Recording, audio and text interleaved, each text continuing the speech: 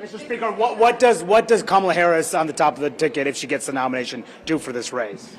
Well, I don't think it changes the dynamics at all. I mean, she is obviously the co-owner of the policies of the Biden administration, and she was the border czar, which is the biggest problem in the country that everybody knows.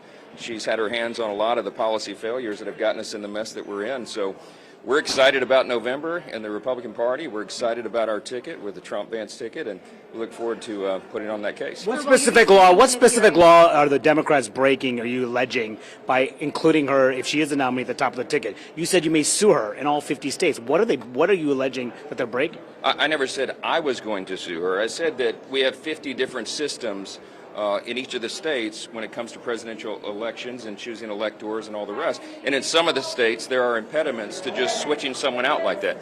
Remember that this claims to be the party of democracy, small d democracy, right? 14 million people went through the process and chose this nominee, Joe Biden. Now a handful of people have gotten together and decided he's no longer suitable. That's not how this system works. They are violating democratic principles.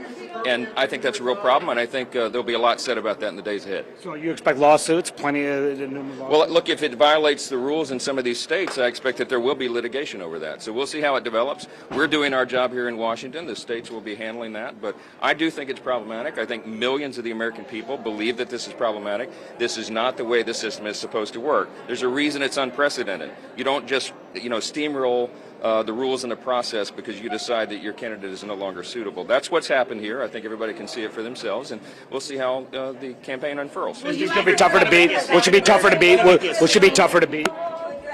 She will not be tougher to beat. No, not at all. We are excited about Kamala being at the top of the ticket, and I have suggested that the president should resign. The reason is, if everyone acknowledges that he is incapable of running a campaign, then he's clearly incapable of running the country. I mean, he has the nuclear codes. He has major decisions that he has to make every single hour of every day, and he does not have the faculties to do so now.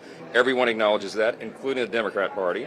I think that should weigh the decision on whether he should continue to serve. We are suggesting and calling upon him to resign and do the right thing for the country. We live in dangerous times.